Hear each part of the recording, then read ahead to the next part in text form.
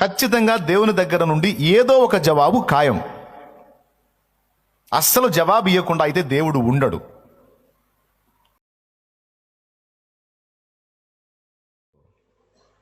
ఏదైనా సరే ఒకటి పొందగోరినప్పుడు పట్టుదలగా దానికోసం ప్రార్థన చేయమని దేవుడు చెప్పాడు.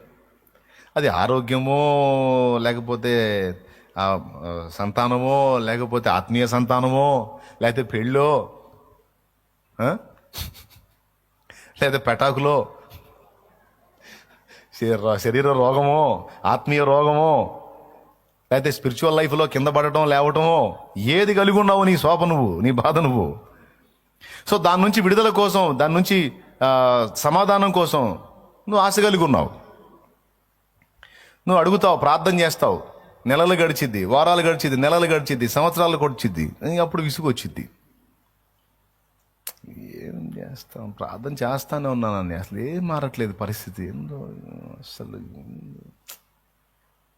ఈ డైలాగు నేను 1000 మంది దగ్గర విన్నా, 100 మంది కూడా కాదు, 1000 మంది దగ్గర చేస్తాను, ఇదే ఫీలింగ్, చేస్తాను.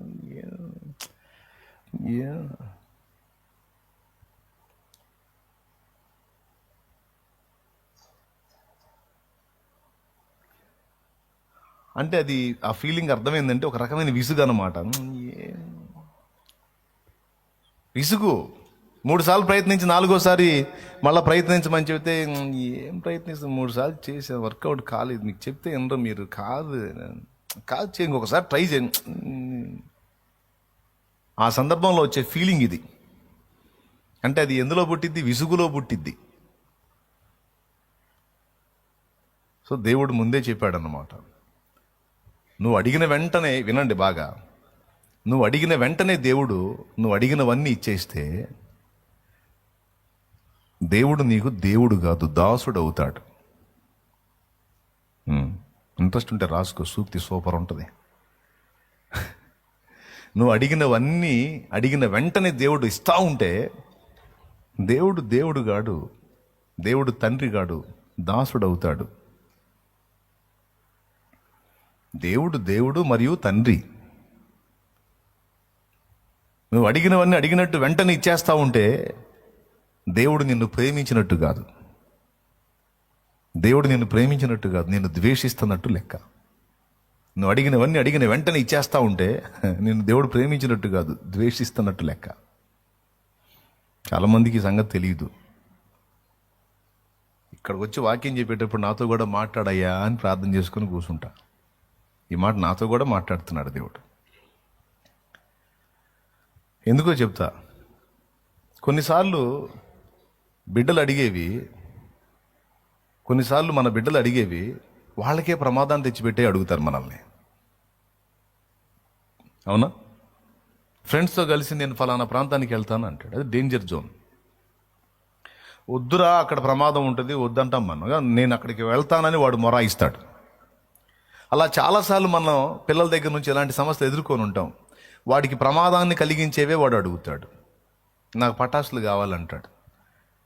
సరే మనం అంటే కాకరపోతులు తెచ్చుకోరా అంటాం. వాడు అట్ట కాదు, పెద్ద పెద్ద బాంబులు తెచ్చి పేలుస్తాను అంటాడు. ఏమాత్రం బ్యాలెన్స్ మిస్ అయితే వాడి మొహం పగిలిద్దని మనకు తెలుసు, వాడికి తెలియదు. కానీ వాడు అడుగుతాడు, వాడు ప్రార్థన చేస్తుంటాడు. నాకు ఫలానా పెద్ద సైజు పటాకులు కావాలంటాడు, నేను ఫలానా లాంగ్ టూర్ వెళ్ళాలంటాడు, నాకు పెద్ద అమౌంట్ కావాలంటాడు. ఇంకొకటి వస్తాడు, నాకు బైక్ కావాలంటాడు. మనం అంటాం, ఇంకా నీకు దాన్ని బ్యాలెన్స్ చేయగలిగే అంత ఓపిక రాలేదురా. ఏంది నాకు రాలేదు, నేను పెద్ద బండినే నడిపి చూపించమంటావా, నాకు కావాలంటాడు. అరే మామూలుగా నడపడం కాదురా, కొన్ని ప్రమాదాలు జరిగేటువంటి ప్రదేశాల్లో దాన్ని ఆపగలిగే సామర్థ్యం ఉండాలి నాయన. వద్దు బాబు, కొద్ది టైం తర్వాత తీసుకుందు కానీ అని అంట. వాడు వినడు, నాకు కావాలి అంటాడు. అదొక ప్రార్థన, విజ్ఞాపన. వాడు పట్టు వదలని విక్రమార్కుడు అంటారు కదా, అట్లా వాడు వదిలిపెట్టకుండా అడుగుతా ఉంటాడు. అట్లా అడిగాడని బైకులు కొనిపెట్టి పిల్లల్ని కోల్పోయిన తల్లిదండ్రులు చాలామంది ఉన్నారు. ఏ బైకు గోజాడు నాకు కావాలి వాడు అడిగాడో, ఈయన కొనిపెట్టాడో, అదే బండి మీద వాడు పోయిన దాఖలాలు ఉన్నాయి, లేవా? ఇప్పుడు ఆ ప్రార్థన వాడికి విషంగా మారిందా, లేకపోతే ఆశీర్వాదంగా మారిందా? కాబట్టి కొడుకు అడిగిందల్లా ఇస్తా పోతే వాడు ప్రేమగల తండ్రి కాదు, భూమి మీద పనికిమాలిన తండ్రి. అడిగినవన్నీ ఇస్తా పోతే. కానీ మన దేవుడు అలా పనికిమాలిన వ్యవహారాలు చేసేవాడు కాదు. మన దేవుడు ఆలోచనకర్త. నువ్వు అడిగినవన్నీ అడిగిన వెంటనే టపా టపా టపా చేసుకుంటూ వెళ్ళిపోడు, సంజాయిస్తాడు ఆయన. ठहरो जरा ठहरो, कईगू गड़बड़ हो रहा, क्या हो रहा आपको, जरा ठहरो, दिएंगे आपको दिएंगे, अरे ना परेशान हो जा रहा क्या అంటాడు. ఎవరా అంత గడబడైపోతున్నావు, కొంచెం నెమ్మదిగా ఉండు, నిమ్మళంగా ఉండు, ఇస్తా అంటాడు. అడిగి అడిగి అడిగి మనం ఎంత అడిగినా జవాబు రానప్పుడు ఒక రకమైన విసుగు మనలో స్టార్ట్ అయింది, పట్టు సడలిద్ది, నిలకడ కోల్పోయిద్ది. అందుకే క్లియర్గా చెప్పాడు అనమాట ఈ మాటలన్నీ. పట్టుదల ఉండాలి, విసుగొద్దు, నిలకడగా ఉండు. ఈ మూడు కలిగి ఉండి నువ్వు ప్రార్థనలో కనిపెట్టినప్పుడు, నిరంతరం పరిష్కారం కోసం నువ్వు ప్రార్థన చేసినప్పుడు ఖచ్చితంగా దేవుని దగ్గర నుండి ఏదో ఒక జవాబు ఖాయం. అస్సలు జవాబు ఇవ్వకుండా అయితే దేవుడు ఉండడు. ఖచ్చితంగా ఏదో ఒక జవాబు ఇస్తాడు. ఏమనంటే, నువ్వు అడిగినది యుక్తమైనదే, అది నీకు క్షేమకరమైనది అయితే తప్పకుండా ఆమేన్ అంటాడు. అది వెంటనే నీకు అందుబాటులోకి వచ్చింది. అలా కొన్ని జరిగినాయి నీకు.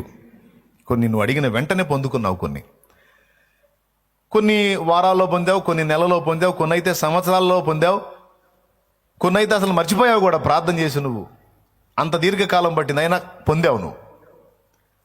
ఇప్పుడైతే కొన్నిటి కోసం కొన్ని సంవత్సరాలుగా పోరాడుతున్నావు, ప్రార్థన చేస్తున్నావు, అయినా రిజల్ట్ రాలా. అయితే దేవుని దగ్గర నుండి ఏదో ఒక జవాబు అయితే కన్ఫామ్.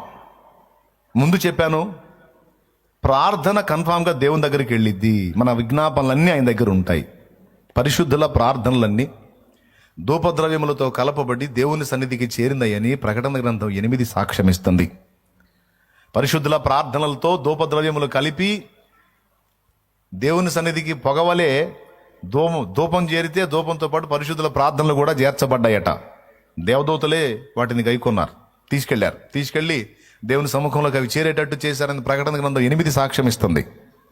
ప్రకటన గ్రంథం 8 3వ వచనం నుంచి చదువు. మరియు సువర్ణ ధూపార్తి చేత పట్టుకొని ఉన్న వేరొక దూత వచ్చి. బైబిల్ ఉంటే తీసి చూసుకోండి, మీకు అండర్లైన్ చేసుకోండి, లేకపోతే చేయగలిగింది ఏం లేదు. బైబిల్ ఉంటే చదువు వస్తే తీసి చూసుకోండి తొందరగా. బలిపీఠం ఎదుట నిలువగా సింహాసనం ఎదుటున్న సువర్ణ బలిపీఠం పైన పరిశుద్ధులందరి ప్రార్థనలతో కలుపుటకై అతనికి బహు ధూపద్రవ్యములు ఇవ్వబడెను. అప్పుడు ఆ ధూపద్రవ్యములు పొగ పరిశుద్ధుల ప్రార్థనలతో కలిసి దూత చేతుల నుండి పైకి లేచి దేవుని సన్నిధికి చేరింది. అద్దుగో,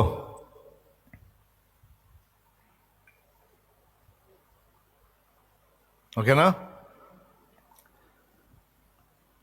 నా యేసయ్యా నా స్తుతి యాగము నైవేద్యములై ధూపము వోలే నీ సన్నిధానము చేరును నిత్యము, చేతువు నాకు సహాయము వెను వెంటనే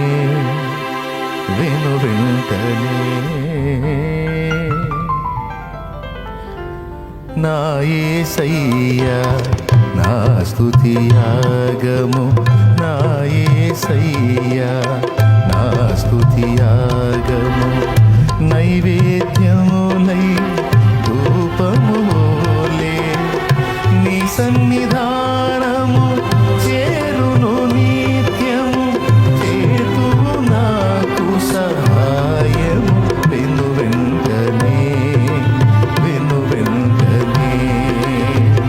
నీ సన్నిధానము చేరును నిత్యము, చేతువు నాకు సహాయము వెను వెంటనే. దేవునికి మహిమ. ఆ పల్లవిలోనే ఉంది. ధూపం వల్ల నీ సన్నిధానానికి స్తుతి యాగమే కాదు, ప్రార్థన విజ్ఞాపనలు. అసలు వాస్తవంగా ప్రార్థన విజ్ఞాపనలు చేరతాయని రాశాడు అక్కడ. స్తుతులు మరియు ప్రార్థనలు రెండు దేవుని సన్నిధికి చేరతాయి, ఎట్టి పరిస్థితుల్లో చేరతాయి. సందేహమే లేదు. నువ్వు నడుస్తా పోతా కూడా చేసినా వెళ్తాయి. రోడ్డు మీద నడుచుకుంటా పోతా దేవా అని నువ్వు అడిగిన ఆర్తధ్వని కూడా పోయింది. ఆయన చెవులు అసలు మన ప్రార్థనల వైపే ఉన్నాయట. లేఖనమే చెప్పింది. కాబట్టి ప్రార్థనలు వెళ్తాయి. వెళ్ళినప్పుడు దేవుడు ఏదో ఒక జవాబు నీకు ఇచ్చేంత వరకు పట్టువదలకూడదు. అది పాయింట్ ఇక్కడ. దీనికి మనకి సాక్ష్యం ఏలియా మరియు దానియేలు బైబిల్లో కనపడతారు. ఒక దర్శనం చూపించాడు దేవుడు. అది అంత్యదినాల్లో జరగబోతుంది. అది మెస్సియాను గూర్చిన దర్శనం, ఆయన రాకను గూర్చిన దర్శనం.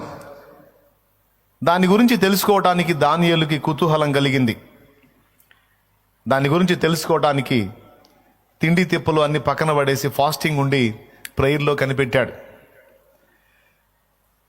ప్రార్థనలో కనిపెడితే వెంటనే జవాబిస్తాడు. వాస్తవంగా దేవుడు దానియేలు మోకాళ్ళేసి అయ్యా అని అడిగితే తక్షణమే జవాబిస్తాడు. అంత దగ్గరి కనెక్షన్ ఉంది వాళ్ళకి, దేవునికి దానియేలుకి మంచి ఫ్రెండ్షిప్ ఉంది. ఏం లేదు, ఫోన్ చేస్తే వెంటనే అందుకొని ఆన్సర్ ఇచ్చినంత దగ్గరగా ఉంటాడు. కానీ 21 రోజు అయింది ఆన్సర్ రాలా. 2 రోజులైంది ఆన్సర్ రాలా, 5 రోజులైంది ఆన్సర్ రాలా, 10 రోజులైంది ఆన్సర్ రాలా, 15 అయింది ఆన్సర్ రాలా, 20 అయింది ఆన్సర్ రాలా, 21 రోజు అయిపోయింది. ఈయన స్నానపానాదులు లేవు, ఆహారాదులు లేవు. అయ్యా అయ్యా అని గోజాడుతున్నాడు. ఎంత మొండితనం అండి. ఇప్పుడు దర్శన భావం తెలిస్తే అంత, తెలియకపోతే అంత. దర్శనం వచ్చింది, దానికి అర్థం తెలిస్తే ఎంత, తెలియకపోతే ఎంత. ఇంకా మనబోటోళ్ళు అయితే ఇప్పుడు దర్శనం చూపించింది దేవుడు, అర్థం కూడా చెప్పాలి కదా. అయితే మాకు తెలుసు అయింది, అర్థం కూడా ఆయనే చెప్పాలి. చెప్పనప్పుడు మేము ఆడ చుట్టూ పీక్కునే పానీలే, ఆయన దర్శనం అంత ఇంపార్టెంట్ అయినప్పుడు ఆయనే చెప్పుకుంటాడులే పానీలని వదిలేస్తాం. వదల్లా, నాకు తెలియదు దాని అర్థం ఏంటో, నువ్వు చెప్పిన దాకా నేను కదలని అంతే కూర్చున్నాడు. కానీ అసలు పైన ఏం జరుగుతుందో ఈనాడు మనకు తెలుసు, కానీ ఆనాడు దానియేలుకు తెలియదు. ఈనాడు గ్రంథం చదువుతున్నాం కనుక దానియేలు చదివితే ఏం జరిగిందో మనకు తెలుసు. తర్వాత గాబ్రియల్ వచ్చి చెప్తాడు దానియేలుకి, దానియేలు నీవు బహుప్రియుడు, నీవు దేవుణ్ణి అడిగిన సంగతి తెలుసుకోవటానికి నీ మనసు నువ్వు నిలిపావు చూడు, ఆ రోజే వెళ్ళి నీకు ఆన్సర్ చేయమని నాకు దేవుని దగ్గర నుండి ఆజ్ఞ అయింది. కానీ నేను బయలుదేరి రాగా పారసీకుల అధిపతి 21 దినములు నన్ను అడ్డగించెను. నేను నీ ప్రార్థనకు జవాబును తీసుకొని బయలుదేరితే నీ ప్రార్థనకు జవాబును నేను చేరవేయకుండా పారసీకుల అధిపతి అనగా సాతాను, భూమండలాన్ని అప్పుడు ఏలుతున్న రాజుల్లో పారసీకులు మాదీయులు ఉన్నారు కదా, పారసీకుల రాజు ఏలుతున్నాడు. ఏ రాజు అయితే ఏలుబడి చేస్తాడో ఆ ప్రాంతాన్ని కాచుకొని ఉంటాడు సైతాను. అదొక రహస్యం బట్టబయలు అవుతుంది అక్కడ. పారసీకుల అధిపతి అంటాడు, అంటే పారసీక రాజు ఏలుతున్నాడు అనుకోండి, అక్కడ కాచుకొని ఉంటాడు వాడు. పారసీకుల అధిపతి అంటే వాస్తవంగా పారసీకుల రాజు భూమి మీద ఉంటాడు, ఆకాశమండలంలోకి ఎట్టబోతాడు. ఇక్కడ పారసీకుల అధిపతి అంటే రాజు కాదు, మనుషుడైన రాజు కాదు, అపవాది. వాడు అడ్డగించాడు. ఎందుకు తెలుసా? ఆ గాబ్రియల్ వచ్చి చెప్పేటువంటి ఆ దర్శన భావం ప్రకటన గ్రంథానికి లింక్ అయింది. ప్రకటన గ్రంథానికి లింక్ అయింది, సపోర్ట్ జంట వచనం అయింది అన్నమాట. అది అందకూడదు, అంత్యకాలపు సంఘం అంటే మనకు అందకూడదని. అది దేన్ని కూర్చిన మ్యాటరు? వాడి అంతాన్ని కూర్చిన సందేశం. ఎవరిది? సాతాను యొక్క అంతం ఎలా జరిగిద్దో ఆ దర్శనంలో ఎన్ని ఉన్నాయి. ఆ సందేశం. మెస్సియా ఎప్పుడు వస్తాడు, ఆయన రాక ఎలా జరిగిద్ది, ఎప్పుడు నిర్మూలం అవుతాడు, తిరిగి రెండో రాకళ్ళు ఎలా వస్తాడు, మొదలైన అంశాలను కూర్చున్నటువంటి వివరణ అందులో ఉంది. అంత్యకాలంలో సాతాను చేయబోతున్నటువంటి ఒక గ్యాంబ్లింగ్ కూడా అందులో ఉంది ఆ దర్శనార్థంలో. అందుకని నువ్వు చెప్పడానికి వీలేదని ఆపాడు అక్కడ. కొన్నిసార్లు మన ప్రార్థనలకు జవాబులు సాతాను చేత కూడా అడ్డగించబడతాయని మీరు తెలుసుకోవాలి, మనం తెలుసుకోవాలి. శత్రువైన సాతాను కూడా కొన్నిసార్లు మన ప్రార్థనలకు జవాబులు రాకుండా అడ్డగిస్తాడు. ఎందుకంటే మనం అడిగినవి చాలా కీలకమై ఉంటే, భవిష్యత్తుకు అవి ఉపయోగపడే అవకాశం ఉంటే, ఎదుటి ప్రజలకు అవి క్షేమకరమైతే వాటి జవాబులు రాకుండా వాడు అడ్డగించడానికి శతవిధాల ప్రయత్నం చేస్తాడు. దేవుని దగ్గర నుంచి అయితే జవాబు తక్షణమే వచ్చే ఛాన్స్ ఉంటుంది, లేదా కొంచెం టైం అంటాడు, లేదా నువ్వు అడిగింది నీకు క్షేమకరం కాదు అంటాడు. ఈ మూడింట్లో ఏదో ఒక ఆన్సర్ వచ్చింది, వెంటనే ఆన్సర్ ఇస్తాడు, లేదా కొద్ది కాలం టైం తీసుకుంటాడు. అంటే ఏ సమయంలో అది నీకు అందాలో ఆ టైంకి నీకు అందించడానికి టైం తీసుకుంటాడు. మూడవది, అది నీకు క్షేమకరం కాదు, వద్దు అని ఆ ఆన్సర్ అయినా ఇస్తాడు. దేవుని దగ్గర నుండి ఆ విషయం స్పష్టత వచ్చింది. ఒకసారి ఇర్మియా ఒక జనం కోసం ప్రార్థన చేసినప్పుడు, నువ్వు ఈ జనం కోసం మొర్ర పెట్టొద్దు, నేను వినను అంటాడు. ఆ మాట అయినా చెప్పాడుగా, నువ్వు ఆ విషయంలో ప్రార్థన చేయవాగు, నేను జవాబు ఇవ్వను అంటాడు. ఆ మాటనే చెప్పాడుగా, అసలు ఏం చెప్పకుండా అయితే దేవుడు లేడుగా.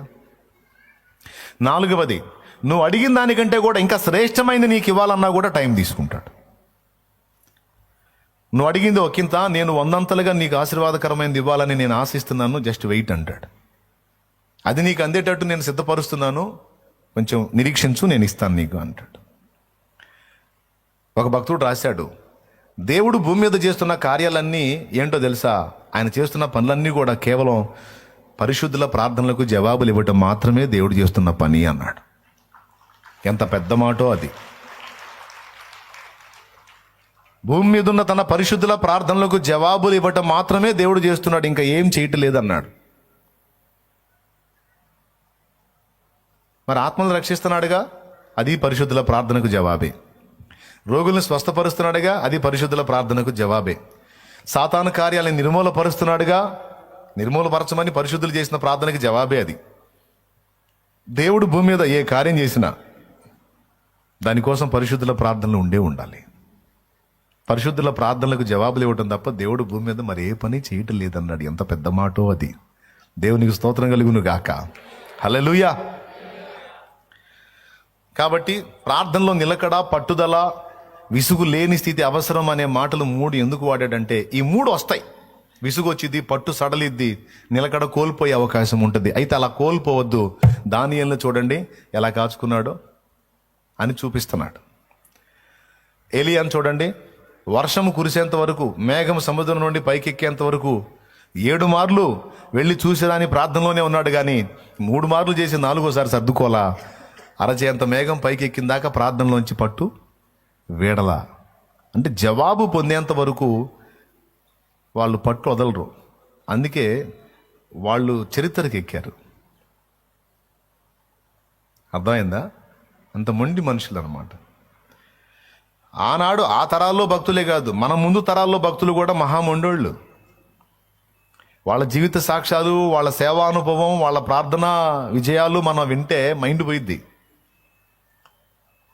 ఒక భక్తుడు ఒకని మార్పు కోసం 40 ఏళ్ళు ప్రార్థన చేశాడంట. నీ వల్ల ఇద్దా? 40 సంవత్సరాలు ఒకటి కోసం ప్రార్థన చేయటం. 4 ఏళ్ళు కూడా చెయ్యం మనం. పట్టుమని నిండు మనసు 40 రోజులు కూడా చెయ్యం. కానీ ఒక్క మిత్రుడి మార్పు కోసం 40 ఏళ్ళు ప్రార్థన చేశాడంటే నమ్మశక్యమైన మాటనది, కానీ నిజం అంటారు. 40 ఏళ్ల ప్రార్థన.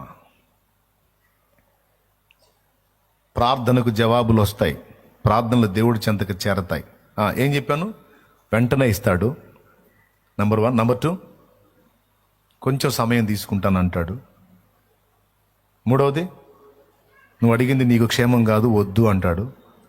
4వది, నువ్వు అడిగిన దానికంటే ఇంకా రెట్టింపుగా నీకు ఇవ్వగోరినప్పుడు దేవుడు ఆపుతాడు. 5వది, కొన్ని ప్రార్థనలకి నువ్వు వెళ్ళిపోయినా కూడా జవాబులు ఇస్తాడు.